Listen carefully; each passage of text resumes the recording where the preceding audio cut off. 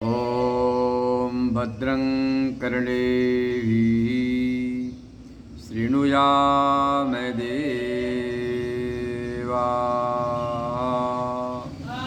भद्रं पश्येमाक्षभिर्यजत्राः स्थिरैरङ्गैस्तुष्टुवाग्वंसस्तनूभिर्व्यसेमदेवहितं यदायुः स्वस्ति न इन्द्रो वृद्धश्रवाः स्वस्ति नः पूषा विश्ववेदाः स्वस्ति नस्तार्क्ष्यो अरिष्टनेमिः स्वस्ति नो बृहस्पतिर्दधातु ॐ शान्तिः शान्तिः शान्तिः। पतित पावनी कलुष भंगिनी माँ गंगा के तट पर समस्थित श्री विद्यालोक न्यास से आप स्वाध्याय श्रवण कर रहे हैं।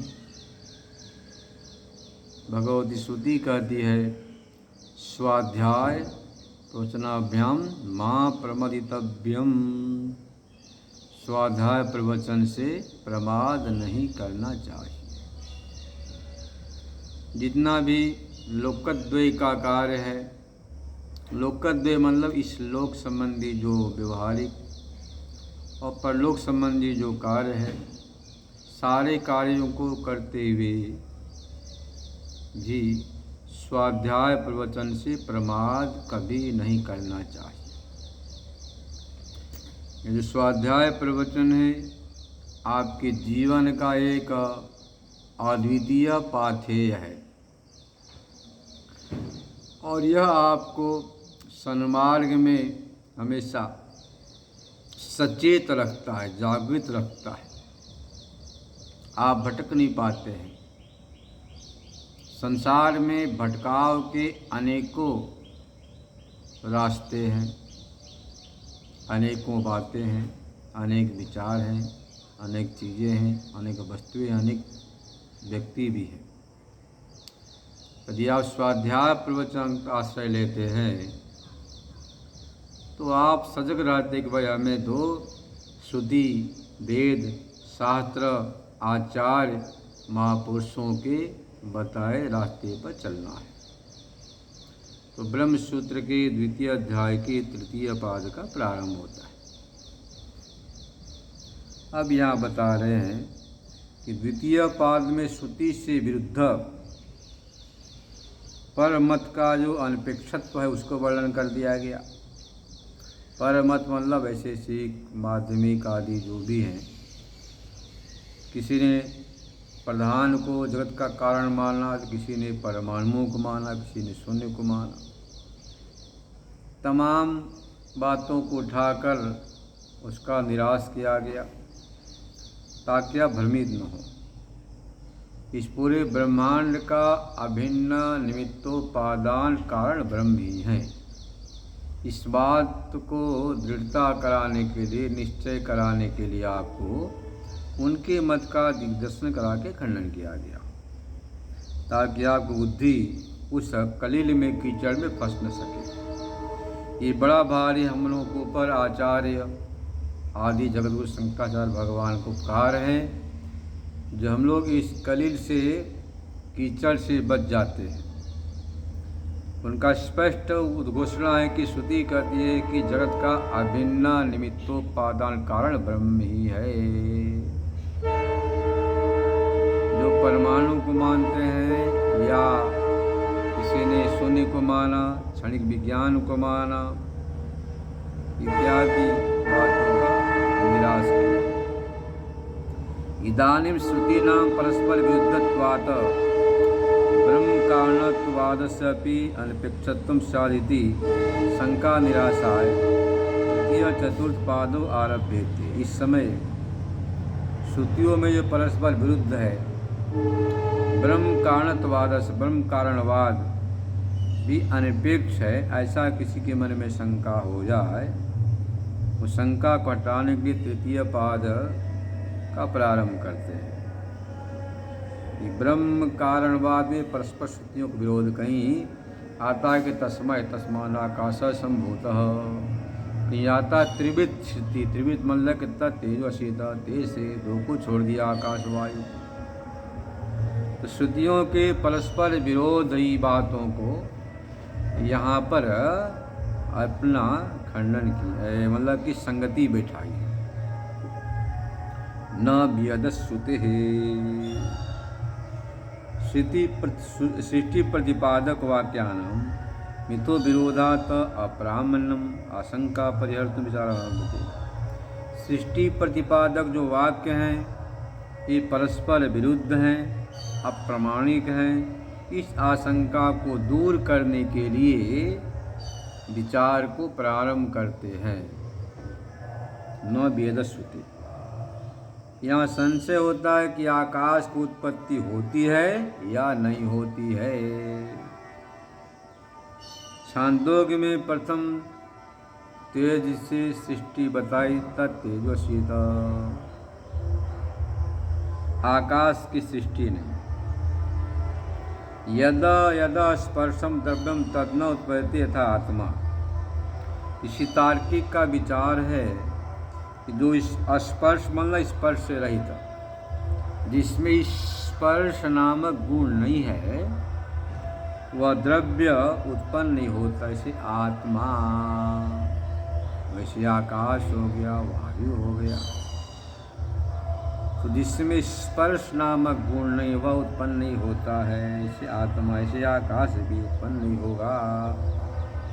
वायु च अंतरिक्षं च एतत् अमृतम, श्रुति कहती है वायु अंतरिक्ष अमृत है। इत्यादि श्रुतियों के सामर्थ्य से आकाशस्य नित्यत्व अवगम्यते, आकाश नित्य है यह बात सिद्ध हो रही है। आत्मा आकाश संभूतः, आत्मा से आकाश अभिव्यक्त हुआ। आकाशोत्पत्ति श्रुत्या तस् नित्यत्वं नातीति शंकनीयम्। आकाशोत्पत्ति श्रुति के द्वारा सिद्ध हो रहा कि वह अमृत है, तो नित्यत्व सिद्ध हुआ, ऐसी शंका नहीं करना। आकाशोत्पत्ति गौणत्वेन नित्यत्वं बोधकोत्पत्ति कयो श्रुति वचनयो न विरोधः। जहाँ कहीं पर आकाश की उत्पत्ति का श्रवण है उसको गौणी लक्षण मान लो, गौण मान लो। जैसे हम कहते हैं ना कि इस बालक का मुख कैसा, तो चंद्र यो मुख चंद्रमुख, कहाँ चंद्रमा कहाँ मुख, फिर भी आप ऐसा गौणी प्रयोग करते हैं। ऐसे यहाँ पर भी हो जाएगा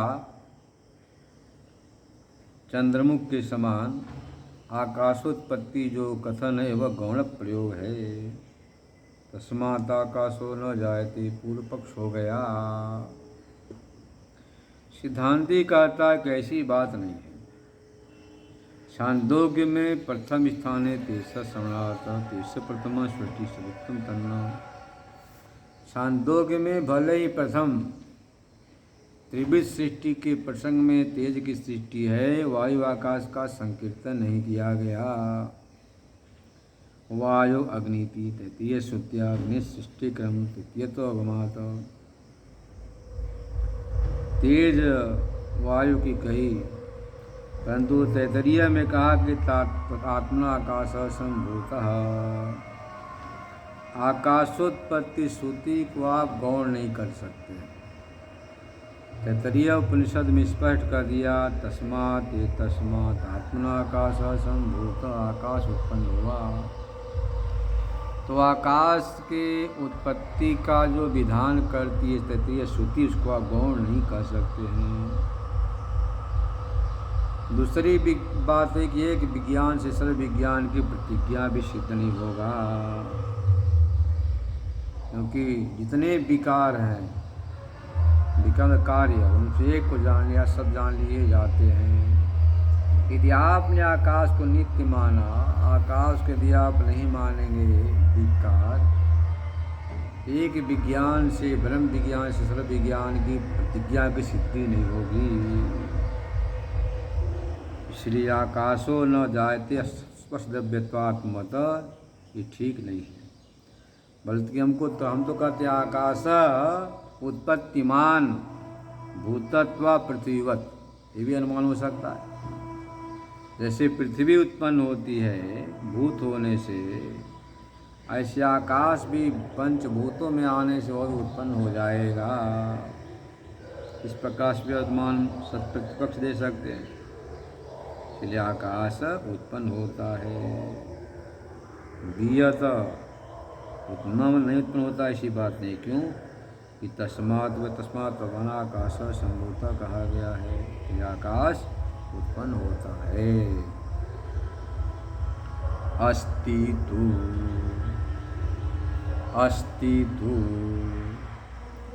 तू शब्द अनुत्पत्ति निराशार्थ, पीछे की बातों को खंडन करने के लिए तू शब्द का प्रयोग किया गया है। छांदोग्य में आकाश की उत्पत्ति का भाव होने पर भी तैतरीय में आत्मनाकाश संभूत कहा गया है। वहाँ पर भी ऐसा अर्थ करना चाहिए। आचार्य कहते हैं कि आकाश वायु भावापन जो ब्रह्म है, उस ब्रह्म से तेज की सृष्टि हुई, ऐसा अर्थ करना। मतलब कि तेज से पहले आकाश वायु की उत्पत्ति हो चुकी है। तद्भावापन ब्रह्म जो है उसके द्वारा तेज की उत्पत्ति होती है, ऐसा अर्थ करना। तो कोई आपत्ति नहीं होगी, सारी संगतियाँ लग जाएगी। गौण्य संभवात, गौण्य संभवात, आप गौण है ऐसा कथन नहीं कर सकते। आकाशस्य उत्पत्ति श्रुति न मुख्या किंतु गौणी, आकाश के उत्पत्ति की श्रुति मुख्य नहीं है, गौण है। कैसे? असंभवात, आकाश उत्पत्ति में समवायी कारण, असमवायी कारण आदि सामग्री के अभाव होने से आप उस उत्पन्न होता है, ऐसा कैसे कर सकते हैं? विभुत्वेन नित्यत्व अनुमाना च, विभुत्व होने से नित्यत्व का अनुमान आकाश की उत्पत्ति में जो आप करते हैं वह असंभव है। श्रुति के सामर्थ्य से आकाश उत्पन्न होता है, सीधी बात है, यह बता रहे हैं यहाँ पर। शब्दाच्च, शब्दाच्च वायुश्चंतरिक्षश्च एतत् अमृतम, श्रुति कहती है वायु आकाश अमृत है, इनका नाश नहीं होता है। आकाश में तत्व के कथन से आकाश की उत्पत्ति आप नहीं कर सकते हैं, पूर्व पक्षी ने कहा। तब कहते ऐसी बात नहीं। हाँ, स्यात् चैकस ब्रह्म शब्दवत, इसे खंडन कर दिया शुद्ध से। स्यात् चैकस ब्रह्म शब्दवत, जैसे ब्रह्म शब्द विषय के भेद से भिन्न भिन्न हो जाता है। अन्नम ब्रह्म कहीं कहा तो वहाँ पर ब्रह्म शब्द गौण प्रयोग किया अन्न में उपासना के लिए। आनंदो ब्रह्म कहा, यहाँ पर मुख्य ब्रह्म शब्द का प्रयोग है। तो विषय भेद से शब्दों का प्रयोग भिन्न भिन्न हो जाता है। इसलिए एक संभूत शब्द से गुणत्तम मुख्यत्व न स्यात्, एक ही संभूत शब्द का गौण और मुख्य दोनों अर्थ हो जाएगा। प्रतिज्ञा हानि अव्यतिरेका शब्देभ्य, अब यहाँ पूर्व पक्षी के मतों का खंडन कर रहे हैं। प्रतिज्ञा हानि अव्यतिरेका शब्देभ्य, आकाश के अनुत्पत्ति में आकाश उत्पन्न होता है तो ब्रह्म व्यतिरेकेण आकाश के उत्पन्न नहीं होता है। एक विज्ञान सर्व विज्ञान प्रतिज्ञा ही ये, तो एक विज्ञान से सब कुछ जाना जाता है, ऐसी प्रतिज्ञा जो की गई है वह नष्ट हो जाएगी। यदि आप आकाश की उत्पत्ति नहीं मानेंगे तो आकाशादि सर्वस्व वस्तु जातस्य व्यतिरेकात्, आकाश संपूर्ण वस्तु के साथ अव्यतिरेक मतलब कि अभिन्न है, ब्रह्म से अनन्य है, ऐसी प्रतिज्ञा की हानि हो जाएगी। प्रतिज्ञा किया था कि एक विज्ञान सर्व विज्ञान, ये हानि मतलब अव्याहति ही, अतीव उत्पत्ति श्रुति न गौणत्व, दोनों अथवा प्रतिज्ञा की अहानि, प्रतिज्ञा की हानि न हो, इसीलिए आकाश की उत्पत्ति मानना ही पड़ेगा। ये कि विज्ञान सर्व विज्ञान होता है। अतएव उत्पत्ति श्रुति न गौणत्वम, उत्पत्ति श्रुति को गौण नहीं कह सकते हैं। तस्मात् प्रतिज्ञाया अहनि सिद्धे आकाश उत्पत्ति कर्तव्य, प्रतिज्ञा के हानि न हो, अहानि की सिद्धि के लिए आकाश की उत्पत्ति स्वीकार करना पड़ेगा। प्रतिज्ञा के अहानि हानि न हो, इसलिए अव्यतिरिक्त सबसे अभिन्न है।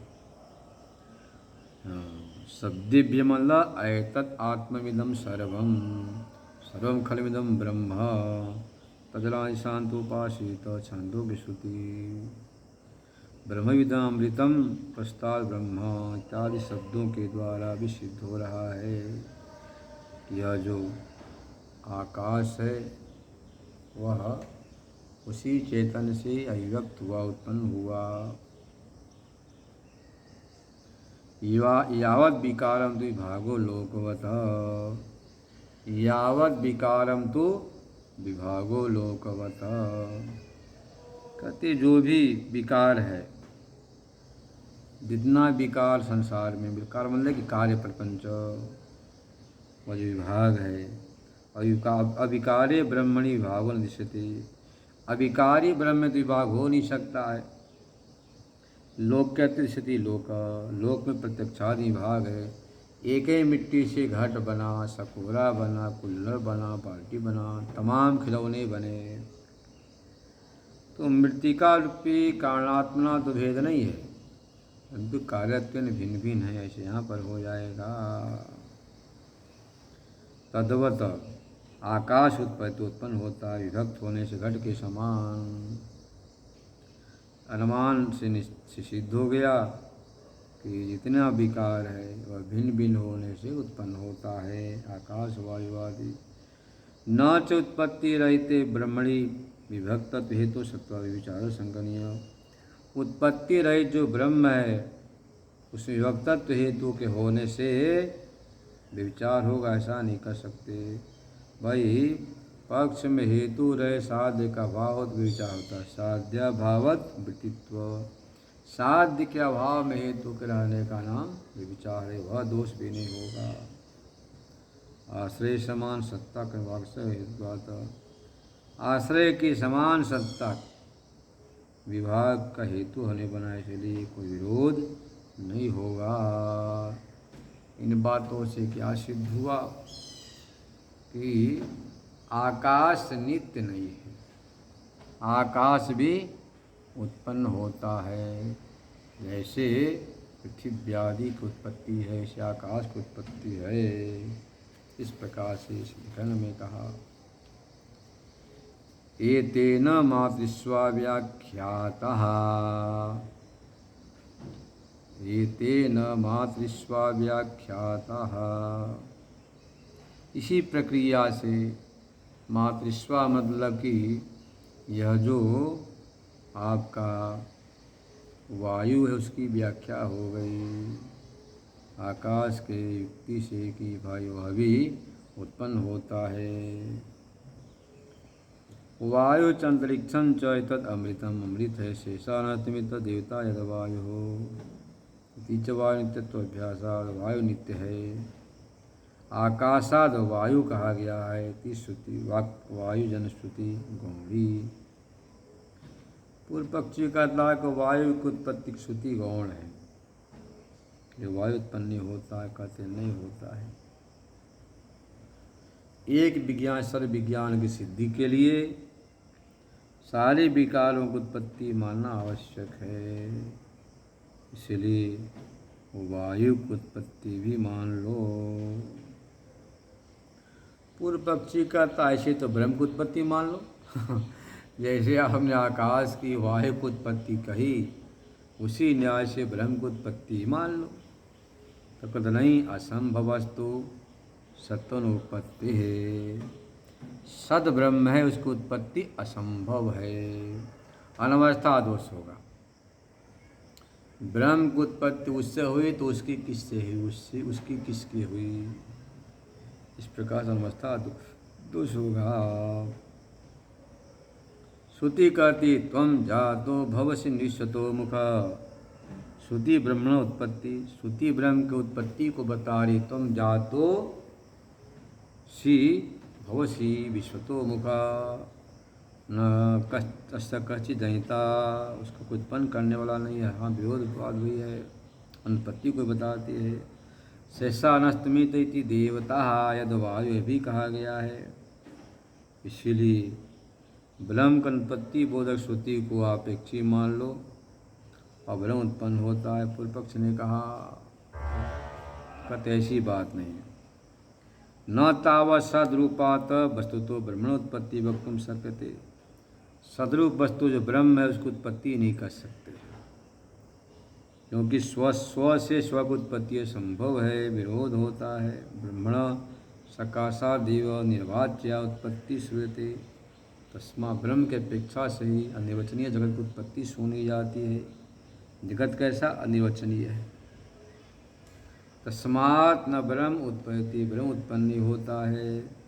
त्वं जातो भवसि विश्वतो मुख, श्रुति उपाधि के तादात्म्य के अभिप्राय से कहा गया है, उपाधि के तादात्म्य के अभिप्राय से यह बातें कही गई है।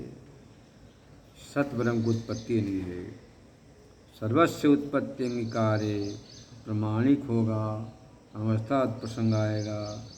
सकारणम करणाधिपो करणाधिपाधिपो न चास्य कश्चि जनिता न चाधिपः, ब्रह्मणो जनि निषेध, ब्रह्म के जनि का निषेध किया गया है।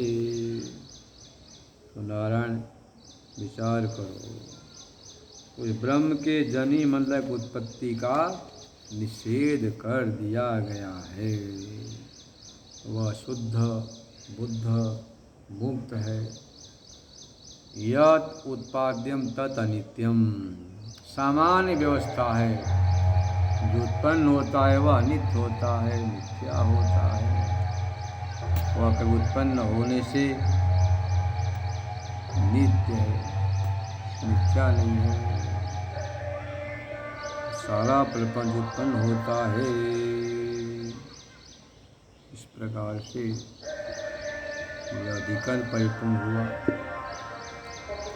उपाधि, जहाँ पर उत्पत्ति की बातें उपाधि लेना, क्योंकि सारा कार्य प्रपंच उसी ब्रह्म का प्रतिरूप है उपाधि के द्वारा। जिस प्रकार से स्फटिक अपने आप में उज्ज्वल है, प्रबल है, परंतु रक्त कुसुम की उपाधि से रक्तिमा की प्रतीति होती है। पीला फूल है, उससे पीतिमा की प्रतीति होगी। सफ़ेद फूल से सफ़ेद, नीला से नीलिमा की, और वास्तव में स्फटिक न लाल है, न पीला है, न सफ़ेद है, न नीला है। वह तो उज्ज्वल है, धवल है, स्वच्छ है। उपाधि के तादात्म्य से इस प्रकार से उसमें प्रतीतियाँ हो रही है। ऐसे यहाँ पर मान लो एक में वह द्वितीय ब्रह्मी सत्य है, जगत तो मात्र उपाधि से उसमें भाषित हो रहा है, उसकी उत्पत्ति भी उपाधि के उत्पत्ति से कही गई है। तेजो अत तथा ह्याह, ऐसे तेज से वायु उत्पन्न हो, वायु से तेज की उत्पत्ति होती है। वायु मतलब वायु भावापन ब्रह्म के द्वारा। तेजो अत तथा ह्याह तत्तेजो असियत, ये जो ब्रह्मजन्य है इसमें कोई विरोध नहीं है।